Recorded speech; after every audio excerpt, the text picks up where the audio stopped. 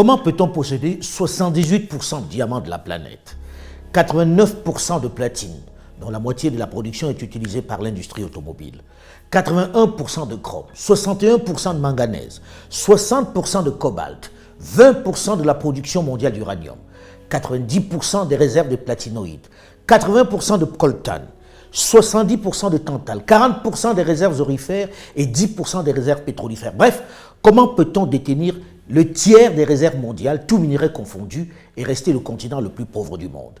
Qu'est-ce qui peut expliquer cette ineptie, cette incongruité? Et comment en sortir? Certains profitant ou jouant sur notre propension à tout expliquer par la fatalité, la sorcellerie ou le spirituel, la volonté de Dieu, ont sorti le fumeux concept de la malédiction du pétrole, ou plus fort, la malédiction des minerais, des matières premières. Pourquoi elle n'existerait que chez nous et pas chez les autres? Pourquoi le pétrole serait une bénédiction pour les pays du Golfe, tels que l'Arabie Saoudite, le Koweït et autres Qatar, et il serait une malédiction pour le Congo-Brazzaville, pour l'Angola, pour le Tchad, pour la Guinée équatoriale, pour le Nigeria? Soyons sérieux et ayons le courage de regarder les choses en face. C'est quoi la réalité? Adoptons le pragmatisme des jeunes pour en finir avec les incantations. Prenons la République démocratique du Congo, l'un des plus grands paradoxes de notre continent. Premier producteur mondial de cobalt, avec ses 100 000 tonnes chaque année. Il fournit 70% de ce minerai essentiel dans la fabrication de batteries pour voitures électriques et pour nos milliards de téléphones portables. Premier producteur africain de cuivre, avec plus d'1 500 000 tonnes par an. Le Congo est assurément un scandale géologique, puisque la liste de ces minéraux est longue et importante. Diamant, près de 19 millions de carats par an.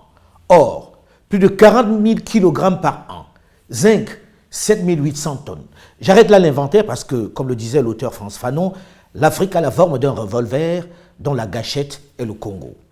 Les superlatifs, pour le dire, sont foison. Scandale géologique, pays béni des dieux.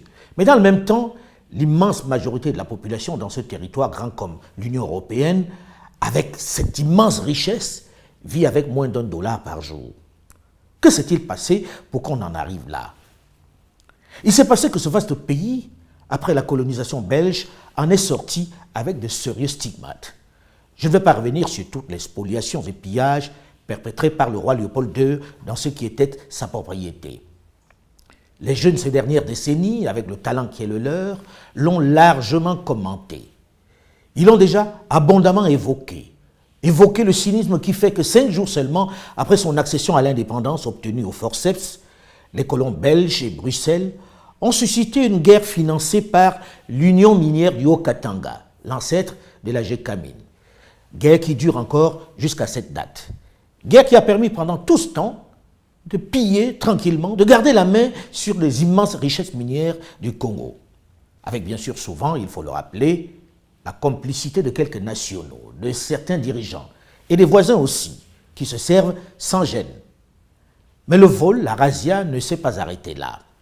Elle s'est poursuivie plus tard avec les décisions de certaines institutions internationales, ce qu'on appelle du doux nom de partenaires multilatéraux, qui sous le prétexte d'apporter leur aide, leur science, ont gentiment conseillé à nos dirigeants de confier leurs richesses à des compagnies occidentales savamment choisies par elles.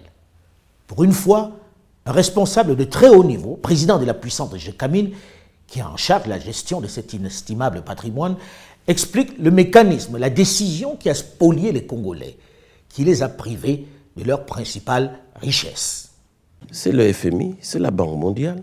Qui décide de céder vos richesses à des entreprises. Qui conseillent, qui vous disent, vous, État congolais, vous n'avez plus les moyens financiers de maintenir et de développer vos actifs miniers.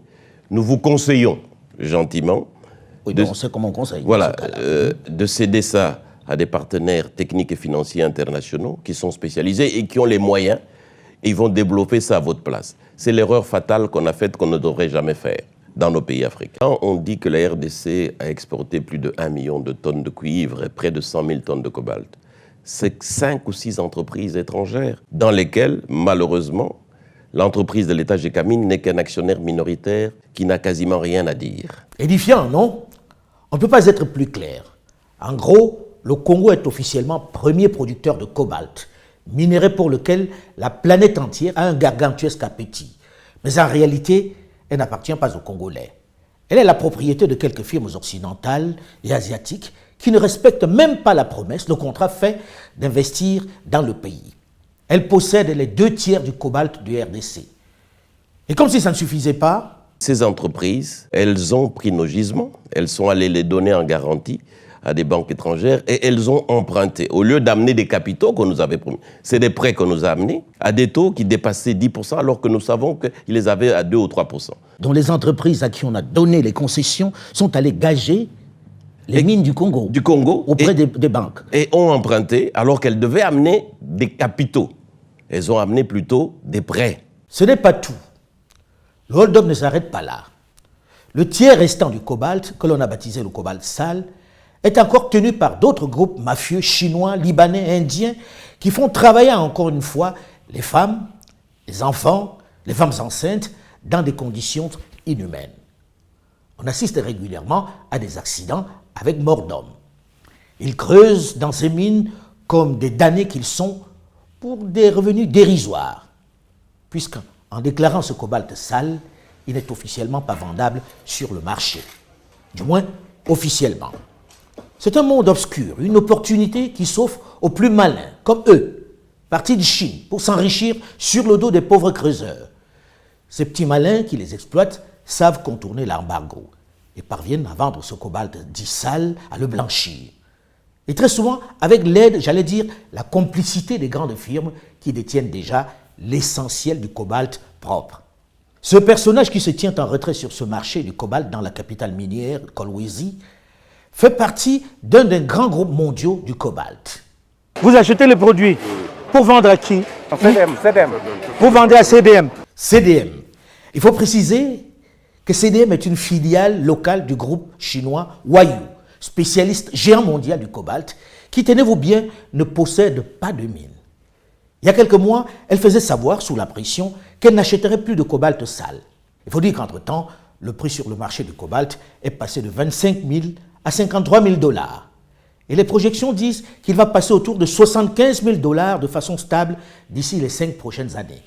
Alors comment résister à une telle affaire, à une aussi belle manne, qui est fou? En gros, toutes ces grandes firmes internationales maîtrisent finalement tout le cobalt, l'officiel et le non officiel, le propre et le sale. Et les Congolais sur le terrain, les mineurs, les creuseurs de ce cobalt que les petits malins achètent à vil prix, se battent, se déchirent pour ce peu qui reste. Figurez-vous que ces mineurs qui vivent comme des taupes creusent jusque dans leur propre salon.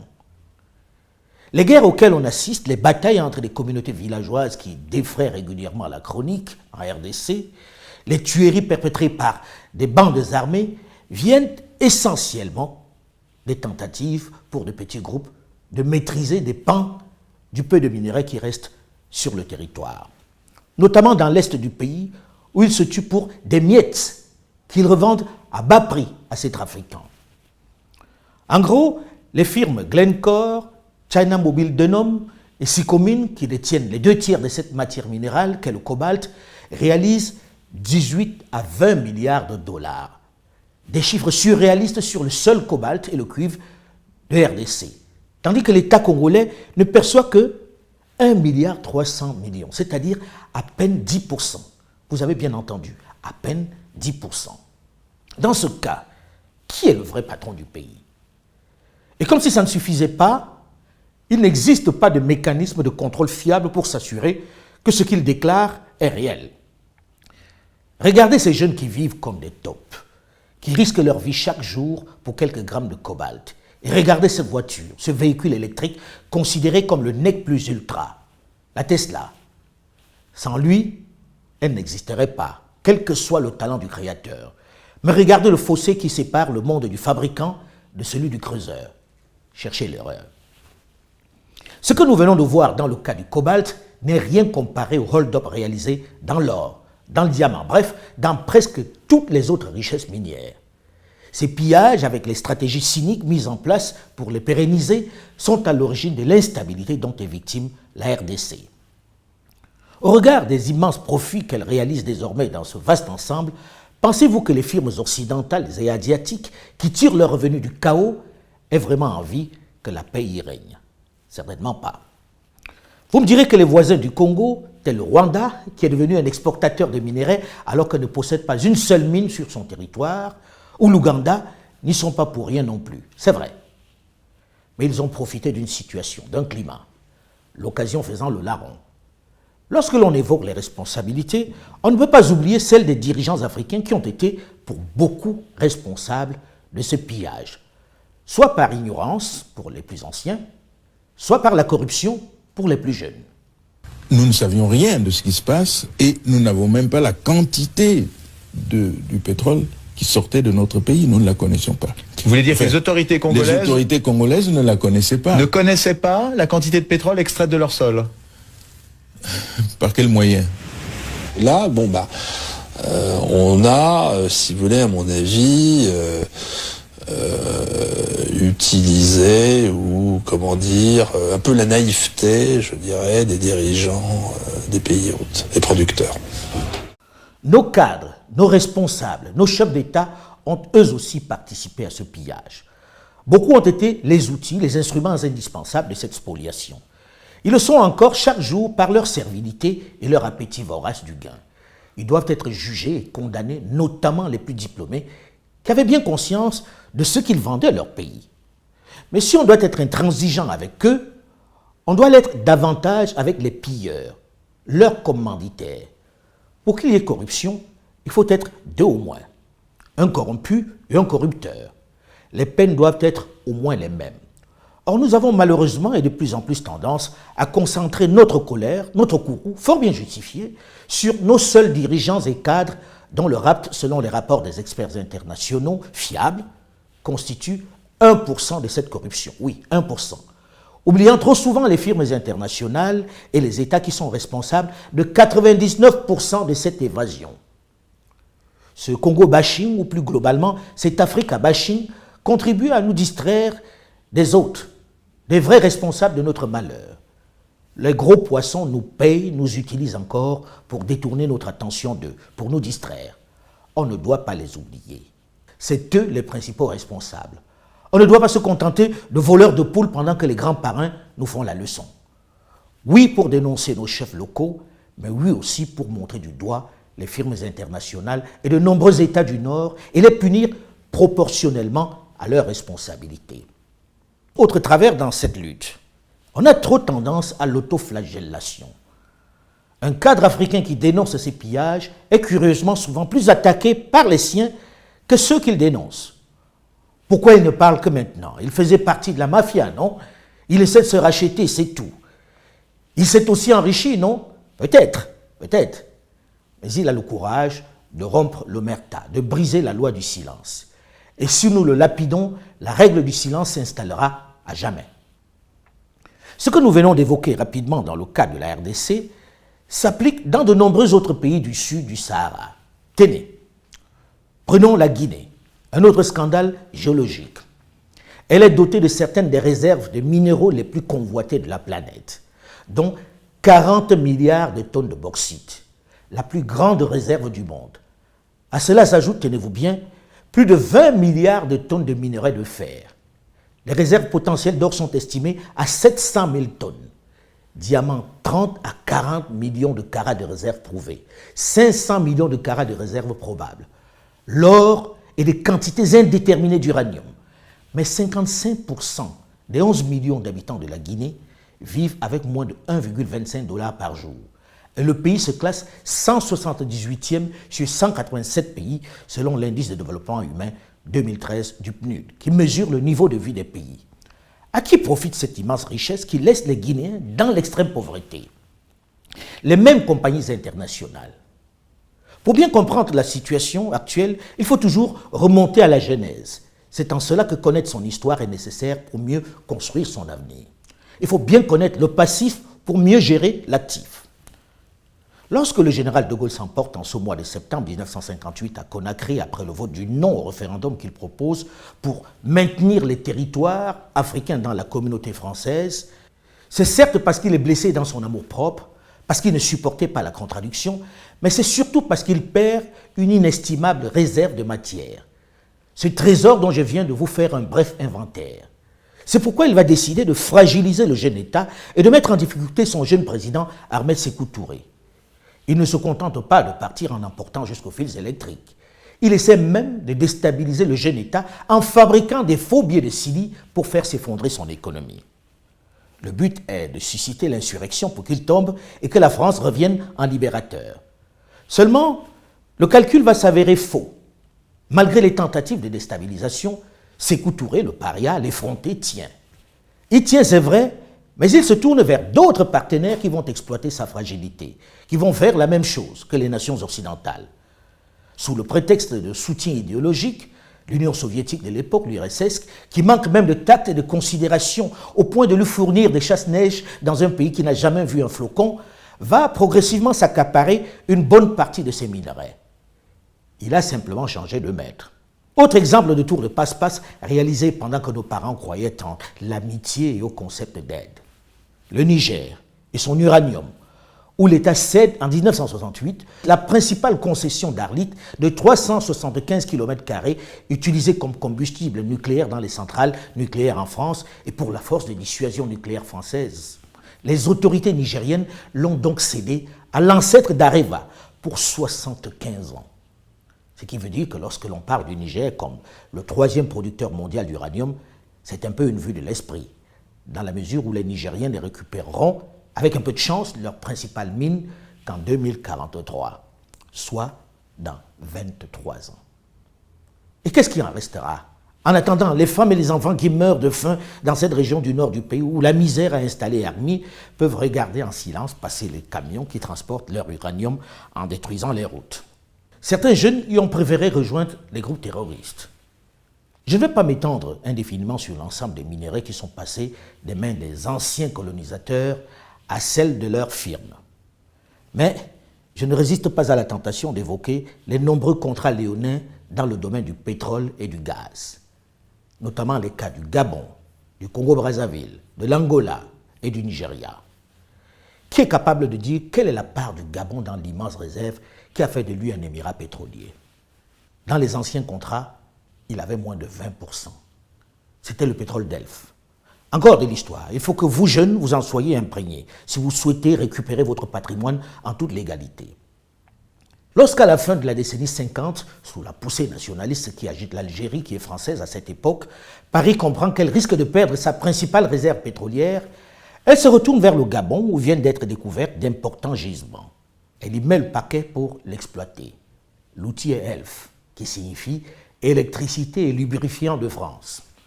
Le Gabon devient sa principale réserve. Au moment de l'accession du pays à l'absolue indépendance en 1960, elle y laisse naturellement à sa tête un homme de paille, Léomba, qui est même carrément opposé à cette accession à la souveraineté internationale. Il supplie le général de Gaulle pour que le Gabon reste dans la communauté ou devienne un département français comme la Martinique ou la Guadeloupe. Mais l'homme du 18 juin 40 n'accède pas à sa demande. Pour lui, cette indépendance n'est rien de plus qu'une démarche symbolique, puisque le pétrole continue d'être contrôlé, d'être exploité par la France. Normal que le contrat pétrolier soit lyonnais, puisque c'est Paris qui l'établit. C'est son pétrole. Et pour s'assurer que personne ne va contrarier son projet, il va choisir un président servile, un gouverneur noir qui n'hésite pas à dire ceci. Tout Gabonais a deux patries, le Gabon et puis la France. Pensez-vous, très sérieusement, que cet homme puisse lire dans le contrat pétrolier élaboré par Paris? Pensez-vous qu'il soit équipé intellectuellement pour évoquer les intérêts de Libreville, si déjà sa préoccupation est celle du lien indéfectible avec Paris? Pensez-vous qu'il mesure les enjeux? Comment voulez-vous qu'un homme qui pense ainsi puisse veiller sur les intérêts du Gabon? Et lorsque vient le moment de décéder en 1967, il est remplacé par un autre préparé pour l'occasion, Omar Bongo Ondimba. Il va tout faire pour préserver le statu quo. Même si on le trouve généreux et sympathique, il va veiller sur les intérêts pétroliers d'Elf. Pire, le général de Gaulle, soucieux des intérêts de son pays, qui lorgne sur le pétrole du Nigeria, va se servir de lui pour déclencher l'une des guerres les plus meurtrières du XXe siècle, celle du Biafra.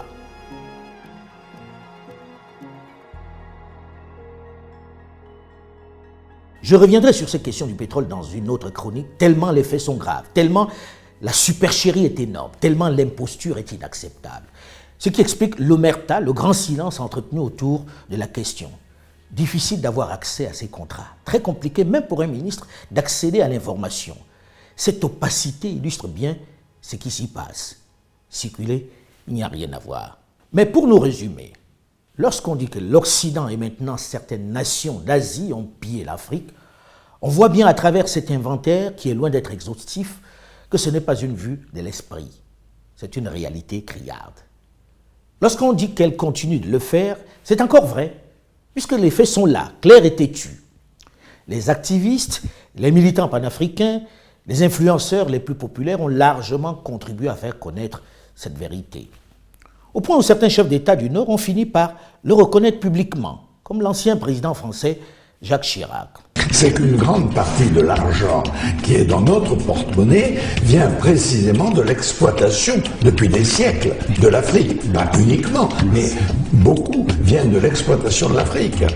Alors, il faut avoir un petit peu de bon sens, je ne dis pas de générosité, de bon sens, de justice, pour rendre aux Africains, je dirais, ce qu'on leur a pris, d'autant que c'est nécessaire si l'on veut éviter les pires convulsions ou difficultés avec les conséquences politiques que ça comporte dans le prochain avenir. Les lignes bougent sous les cris, les manifestations, les écrits, les marches des activistes et panafricanistes de tout poil. Leur combat porte. Mais ces dénonciations ne peuvent suffire à corriger ces injustices, ces pleurs, ces marches. Aussi utiles soient-elles, elles ne peuvent être notre seule arme. Le moment est peut-être venu pour une jeunesse plus diplômée, plus au fait, d'élaborer une stratégie plus efficace pour reprendre son patrimoine, pour rétablir la justice. Il ne s'agit de chasser personne, il ne s'agit de stigmatiser personne. Il s'agit d'utiliser les armes modernes qui ont fait défaut à nos parents, le droit, tout simplement. Aujourd'hui, commençons par les ressources minières, les matières premières dont nous sommes les principaux pourvoyeurs. Le Congo tout entier et kozala na mikolo ezali koya capitale mondiale ya ba minerais stratégique. Potozali à peu près na 60% ya ba minerais stratégique oyo mokili mobimba ezali kotala lelo. À la vérité, certains dirigeants ont commencé la contre-offensive avec des fortunes diverses. Ainsi, par exemple, le choix de la RDC a d'abord été la réforme du code minier, qui semble plus novateur, moins favorable aux multinationales qui se sont accaparées les richesses du pays. Ce code rééquilibre ou du moins diminue officiellement les injustices en les taxant un peu plus et en les obligeant à redistribuer une partie aux populations locales. Ceci devrait se traduire au moins par une augmentation des revenus de l'État. Le dernier acte en date de cette démarche de réappropriation est assurément la création de EGC, l'entreprise générale du cobalt, qui devrait logiquement permettre de remettre le tiers du cobalt dit sale au profit des populations locales. Elle devrait créer un cercle vertueux dans ce monde désorganisé. En réalité, il s'agit d'une nationalisation de 20 à 25% du cobalt mondial. Ainsi, la RDC devient de fait, enfin, un acteur du cobalt mondial, capable de se passer d'intermédiaires et de discuter avec les acteurs directs de la filière, de parler directement avec Tesla ou Samsung sans complexe. Au Gabon, dans les anciens contrats de partage de production, l'État avait parfois 10, 15, 20 ou 25%. La nouvelle loi prévoit que les parts de l'État ne peuvent pas être en dessous de 45%. Seulement dans le domaine minier, les conventions particulières restent malheureusement la règle. L'autre volet de cette récupération des richesses minières de l'Afrique passe évidemment par la dénonciation des contrats léonins. Nalembi makambo oyo nazali komona na mboka oyo depuis des années bato bazali koya awa bazane eloko te na poche soki bakei bakomi ba milliardaire biso tozotikala kaka bapauvre likambo wana ekoki kosalema te ke mokili eza koavanse biso tozongaka nsima. Nous changeons les contrats, nous renégocions parfois des contrats déjà signés parce que quand ils sont totalement déséquilibrés, nous le faisons. Parfois, c'est au risque d'aller en arbitrage et souvent de perdre parce que Les contrats antérieurs ont tellement été bien ficelés alors que les États, bon, très souvent malheureusement, on ne prend pas les experts qu'il faut pour nous accompagner. Mais ça, tous les pays africains l'ont compris maintenant. Ma partenaire Nabiso, poete likamboana toyo kanana bango libela ekozala obele sikoyo gagnant. Yo tongi immeuble na poto, biso pe tongi ya biso na Kolwezi. Otongi nzela na poto, biso pe tongi ya biso na Kolwezi. Il ne faut donc pas se décourager. L'Afrique doit s'armer de juristes de haut vol, particulièrement pointus dans le domaine des mines, pour éviter à nouveau de se faire berner. Il faut reconnaître que les nouveaux contrats établis sont moins en défaveur de nos États. Le modèle sénégalais dans ce domaine, il n'est pas le seul, est remarquable. D'abord, moi je suis géologue de formation, donc le pétrole, ça ne m'effraie pas. Je considère que c'est une ressource du sous-sol. Nous devons pouvoir optimiser son exploitation.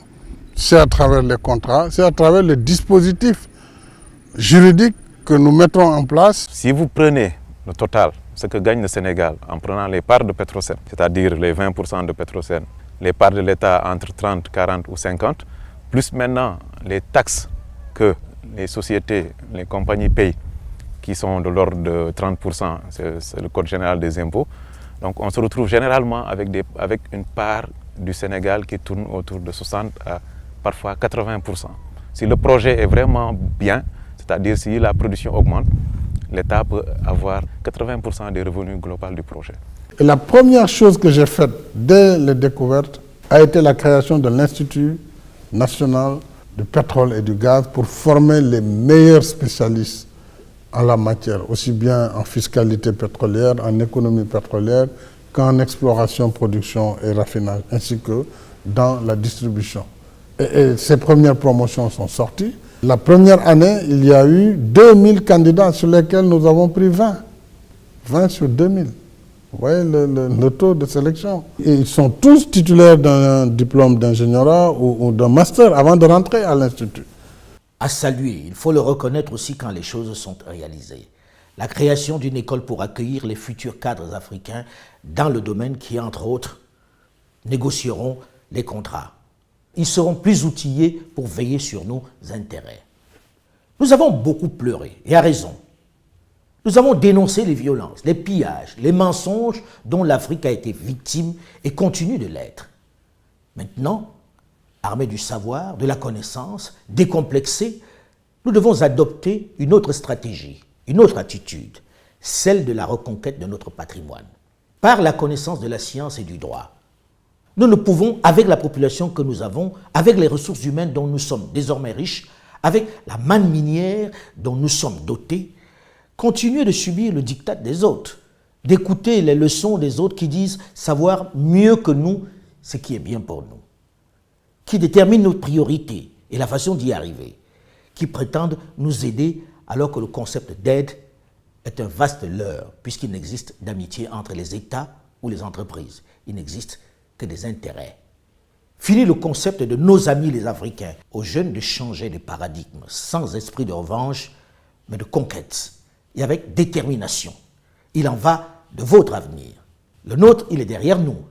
Et ne nous jugez pas avec les canons, avec les concepts et les connaissances d'aujourd'hui. On a échoué à apporter le développement, mais plus souvent par ignorance, que seulement par la corruption, comme on veut le laisser penser.